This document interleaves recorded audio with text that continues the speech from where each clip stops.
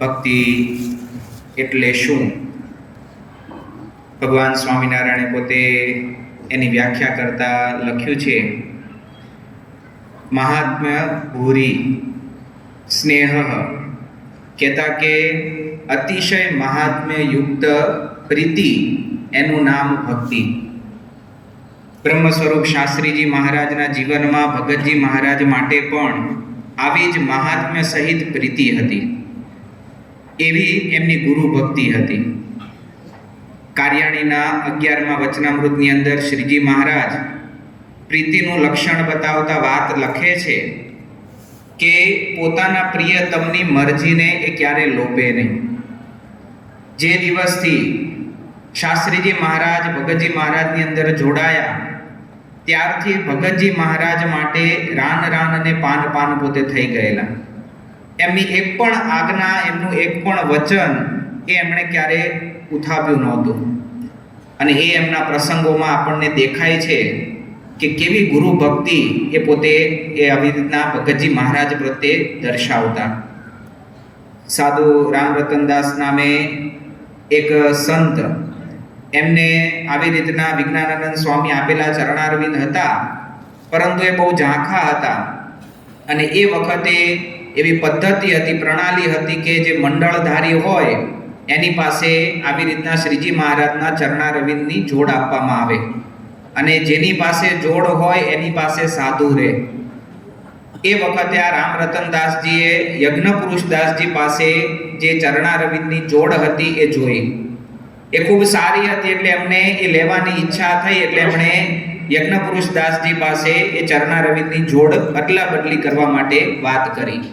યજ્ઞપુરુષદાસજીએ પોતે એ વખતે ના પાડી, કારણ કે પોતાના ગુરુ તરફથી એમને આ પ્રસાદીના ચરણારવિંદ મળેલા. એટલે એમણે પોતે ઘણી બધી તજવીજ કરી. બાલમુકુદાસ, કુંજવિહારીદાસ વગેરે બધા મોટેરા સંતો પાસે પણ સિફારિશ કરાવી, પરંતુ ગુરુના પ્રસાદીના આ જોડ હતી એટલે પોતે ન આપી. એટલે આ રામરતનદાસજી પોતે એમણે યજ્ઞપુરુષદાસજી અને ભગતજી મહારાજ વચ્ચે જે અતૂટ સ્નેહ હતો એનો લાભ ઉઠાવવાનો એ વિચાર કર્યો. અને પોતે ભગતજી મહારાજ પાસે જાય છે, એકદમ રડવા માંડે છે અને પોતે વાત કરે છે કે મને યજ્ઞપુરુષદાસ પાસેથી ચરણારવિંદની જોડ તમે બદલાવી આપો. ભગતજી મહારાજ એમને શાંત પાડે છે, આશ્વાસન આપે છે કે અમે એ પ્રમાણે કરાવશું.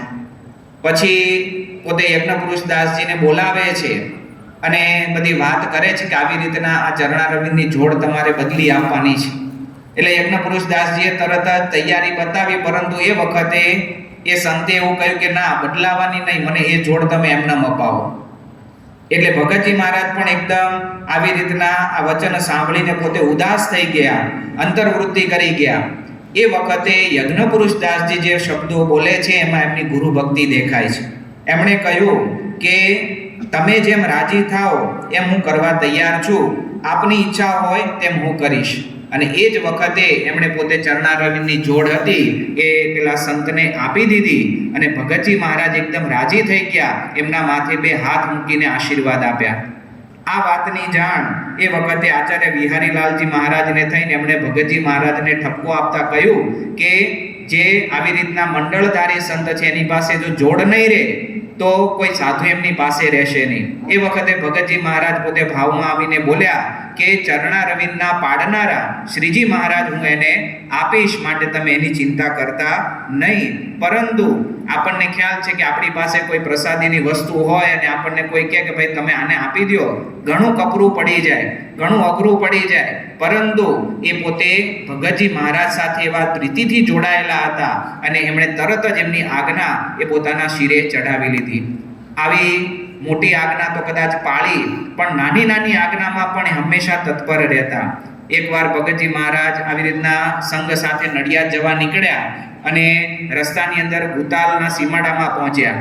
અને એ વખતે ભગતજી મહારાજ એકદમ ભાવમાં આવી ગયા, અને જે સાથે આ બધા યજ્ઞપુરુષદાસજી ને બધા સંતો હતા જે એમનું સમાગમ કરતા હતા, એમને કીધું કે તમે બંને સાધુ પાછા જાઓ. પ્રાગજી ભગતના વખાણ કર્યા છે તે અપરાધ થઈ ગયો છે, માટે ભરી સભામાં ખડ લઈ દંડવત કરી માફી માંગી સાધુને રાજી કરી આવો. હવે આ તો કેવું કહેવાય કે આમ કહેવાય કે એકવાર બોલીને આવ્યા હોય અને ફરીથી ત્યાં જઈને પાછી માફી માંગવી એટલે આમ અપમાન જેવું જ કહેવાય.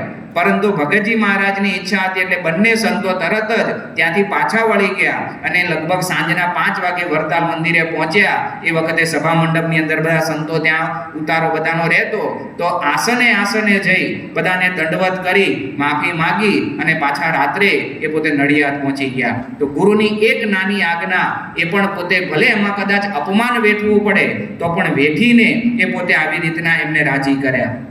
એકવાર ભગતજીએ યજ્ઞપુરુષદાસજીને કથા કરવા માટે વાત કરી. હવે શાસ્ત્રીજી મહારાજની પૂર્વે પ્રકૃતિ થોડી શરમાળ એટલે જલ્દી બોલે નહીં, પરંતુ ભગતજી મહારાજની આજ્ઞા થઈ એટલે તરત જ પોતે ઊભા થયા અને જે કક્કો ઉમાનંદ સ્વામીએ લખેલો છે, કક્કા કળીમાં એ છે સાર હરિભજનથી થાય ઉદ્ધાર, એ કક્કો આખો બોલવા માંડ્યા અને વચ્ચેથી જ ભગતજી મહારાજે એ કથા વાર્તાનો દોર ઉપાડી લીધો અને પછી ભગતજી મહારાજ બોલ્યા કે જો એણે વાતની શરૂઆત કરી તો મેં ઉપાડી લીધી, માટે મોટા કહે તેમ કરવું. આમ ભગતજીની નાની નાની આજ્ઞામાં પણ એ પોતે ટૂંક વર્તતા. ઘણીવાર તો ભગતજી મહારાજ આવી રીતના સુખની લાણ કરતા હોય, એની અંદર પણ દેહનો બીડો પડે એવી વાત આવી જાય. આપણને એમ થાય કે કદાચ ઉપવાસથી દેહને બીડો પડે, પણ અહીંયા તો વાત હતી જમાડીને દેહનો બીડો આપવાનો. કારણ કે ભગતજી મહારાજે ભાદરોડમાં આવી રીતના સુખ આપવાનું નક્કી કર્યું હતું અને એ વખતે બધા જે પણ બધા સંતો ત્યાં આવેલા યજ્ઞપુરુષદાસજી વગેરે, તો એ બધાને આખા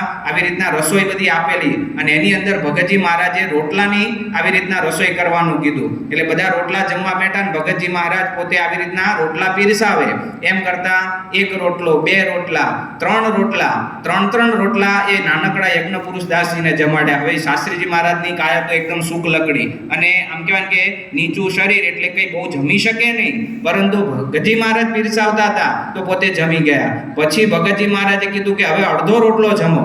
હવે એ વખતે તો આમ છે ને ગળા સુધી પોતે જમી લીધેલું, હવે કાંઈ અંદર જાય એવી જગ્યા જ નહોતી રહી. પણ એ વખતે ભગતજી મહારાજ બોલ્યા કે અડધો વધુ ખાઓ તો આજ સાંજ સુધી તમે કહો એમ કરો. અને આ તક એ શાસ્ત્રીજી મહારાજ કહેતા કે યજ્ઞપુરુષદાસજીએ ઉપાડી લીધી અને એમણે કીધું કે તો અમે કહીશું એમ કરશો કે હા કરશું. અને તરત પોતે અડધો રોટલો જમી ગયા. કહેતા કે 3.5 રોટલા એ આવી રીતના શાસ્ત્રીજી મહારાજ એ ભગતજી મહારાજને રાજી કરવા માટે જમ્યા અને આ રીતે એમને ગુરુને રાજી કર્યા. તો પ્રીતિનું આ લક્ષણ છે કે પ્રિયતમની નાની નાની મરજીને પણ પોતે લોભે નહીં. બીજું પ્રીતિનું લક્ષણ છે કે કોઈ પણ ગમતી વસ્તુ પોતાને મળે તો પહેલા એને પોતાના પ્રિયતમ યાદ આવે. આપણે પણ સારી વસ્તુ જોઈએ, બહાર ફરવા ગયા હોય તો પહેલા શું યાદ આવે કે ધમલાની મા માટે લેતા જઈએ. તરત આપણને પહેલો વિચાર એ આવે, પોતાના પ્રિયતમ હોય એ પહેલા યાદ આવે. એમ આ પ્રીતિનું લક્ષણ છે. એમ યજ્ઞપુરુષદાસજીના જીવનમાં પણ આ જોવા મળતું.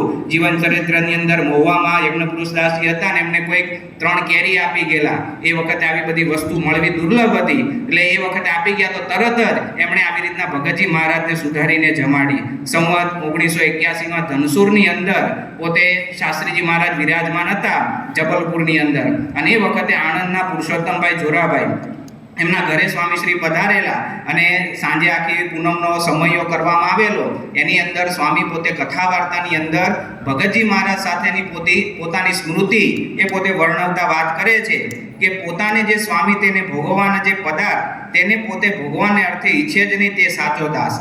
એમ કહીને પછી શાસ્ત્રીજી મહારાજ કહે છે અમારી પાસે એક સરસ માળા હતી, તે વિજ્ઞાનદાસ સ્વામીએ જોઈ મને કહ્યું આ આપણે ભગતજીને આપી દઈએ. એટલે તે માળા તરત જ ભગતજીને અમે આપી દીધી. એક બહુ જ નાની 1 આંગળની શિક્ષાપત્રી, એટલે 1 આંગળી જેટલી નાની ચબરખીમાં આખી શિક્ષાપત્રી આમ લખી હોય તો 1 આંગળની શિક્ષાપત્રી પણ અમે લખી હતી, તે પણ અમે ભગતજી મહારાજને આપી. અને ભગતજી મહારાજ રાજી થઈને બોલ્યા તમે બહુ દાખલો કર્યો, આને અમે માદળિયામાં રાખશું. વિજ્ઞાનદાસ સ્વામીનો પણ એવો એક સ્વભાવ હતો કે પોતે આવી રીતના કંઈ પણ મળે તો તરત ભગતજીને અર્પણ કરવાની એમની તત્પરતા રહેતી. તો એની પણ શાસ્ત્રીજી મહારાજ પોતે સ્મૃતિ કરે છે કે સોજિત્રાના એક હરિભક્તોનો દીકરો શિયાળામાં પુષ્કળ ઘી નાખીને તેજાના નાખીને અડધો મણ પાક બનાવીને લાવેલો, અને એ વખતે ભગતજી મહારાજને આપવા માટે આ બંને જે ગુરુ ભાઈઓ વિજ્ઞાનદાસ સ્વામીને શાસ્ત્રીજી મહારાજ એ પોતે તત્પર થાય છે અને એ ભગતજી મહારાજને મહુવા મોકલાવે છે. કહેતા કે કોઈ પણ વસ્તુ પોતાની પાસે આવે એ તરત પોતે આવી રીતના ગુરુને અર્પણ કરવા તત્પર થઈ જાય. એકવાર શાસ્ત્રીજી મહારાજને કોઈ હરિભક્તે એલાયચી આપી, એટલે 4-5 દાણા ઇલાયચી આપી હશે. એટલે શાસ્ત્રીજી મહારાજે સંકલ્પ કર્યો કે આ ઇલાયચી એ મારે ભગતજી મહારાજને દૂધપાક અને પૂરણપોળીની રસોઈ કરી એમાં નાખીને જમાડવા છે. હવે એ વખતે કંઈ આટલું બધું તાત્કાલિક ટ્રાન્સપોર્ટેશન હતું નહીં અને પાછું વિચરણમાં જ્યાં પણ આજ્ઞા થઈ હોય ત્યાં વિચરણ કરવાનું હોય. તો શાસ્ત્રીજી મહારાજે પોતાના ગાતરિયાના છેડા ઉપર આ ઇલાયચીના દાણા બાંધ્યા અને પછી રોજનો ક્રમ શું કે રોજ સવારે સ્નાન કરવા જાય એ વખતે જે કોરું ધોતિયું હોય એની છેડે આ ઇલાયચીના દાણા બાંધી દે અને પછી પોતે આવી રીતના ધોતિયું બદલી લે. આવી રીતના એક દિવસ, અઠવાડિયું, મહિનો, 2 મહિના, 6 મહિના સુધી આવી રીતના એ ઇલાયચીના દાણા એમણે સાચવી રાખ્યા. અને પછી 6 મહિના પછી જ્યારે ભગતજી મહારાજને ભાદરોડમાં મળવાનું થયું એ વખતે સાકરની પૂરણપોળી અને સુરતી દૂધપાક બનાવીને એની અંદર આ ઇલાયચીનો ઉપયોગ કરી અને ભગતજી મહારાજને જમાડીને રાજી કર્યા. વિચાર તો કરીએ, એક નાનકડી વસ્તુ પણ એકવાર ગુરુને આવી રીતના રાજી કરવા સંકલ્પ કર્યો તો કેટલો દાખલો કરી અને એમણે સાચવીને રાખી મૂકી. એવી જ રીતના યોગીજી મહારાજ એક સ્મૃતિ કરે છે કે 30-3-59ની સાલમાં અડવાળમાં યોગીજી મહારાજ બધા યુવકોને રાત્રે ભેગા કર્યા અને પછી પોતે વાત કરે છે 11 વાગે કે અનાદિ અક્ષર બ્રહ્મનો અવતાર શાસ્ત્રીજી મહારાજ ભગતજીને મેસૂબ જમાડવા 60 ગાઉ ચાલ્યા અને વરસાદમાં ધોલેરાથી નાવડા સુધી છાતી સુધી પાણી ડોળ્યું અને ગઢડા પહોંચ્યા. કાગળ લગ્યો હતો કંદોય રસોઈ ન બનાવી દે, પણ કેવી નિષ્ઠા, સર્વોપરી નિષ્ઠા, શું કરી નાખીએ, આ વસ્તુ મારે જમાડવી જ છે. આનું નામ શ્રદ્ધા. એટલે કહેતા કે આવી ભક્તિ એ એમના જીવનમાં આત્મનિવેદી એ શાસ્ત્રીજી મહારાજના જીવનમાં એ દેખાતી. પ્રીતિનું ત્રીજું લક્ષણ છે કે પોતાના પ્રિયતમની વાત કર્યા વગર રહેવાય નહીં. આપણો બાળક હોય ને બાજુમાં હોય ને કે અમારો દીકરો બહુ ડાયો હો, સ્કૂલમાં 1લો નંબર લાવે, તરત આપણે વાત કરીએ છીએ. એમ આ શાસ્ત્રીજી મહારાજને પણ ભગતજી મહારાજની વાત કરવા અને સાંભળવાનો એવો ઈશ્વર.